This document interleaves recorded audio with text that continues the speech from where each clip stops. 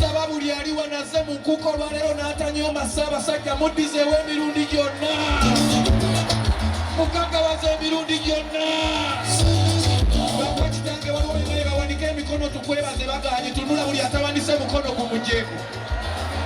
tusaba omwaka ogujja tugagawaze buli atawandise mukono essaawa eno bw'aba musajja yamwepansa afune abakyala abalala bana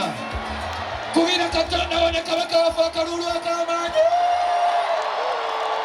Hallelujah! Njagala ntwala omukisa guno okubeebaza mwenna abasobodde okujja mu nkuuka mwebale butalaba kabaka mu kamwa mwekubireko mu bugalo mwebale butanyooma Ssaabasajja teri lunaku Ssaabasajja lwagenda kuvaayo ayogere ku rediyo nti mujje mu nkuuka awo tuba tumuyisaamu ki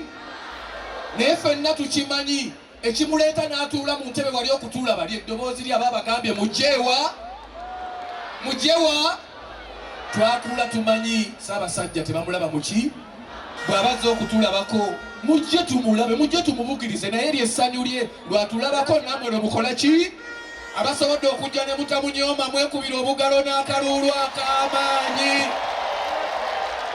Zambaali jangu wano kana kayimba kenzirako njagala kayimba nga wooli Zambaali oliwa Mawulire ku CBS FM mukubira Zambaali obugalo bw'amaanyi Zo Zambaali Bulasio Mukasa oli bulungi Zambaali mumulaba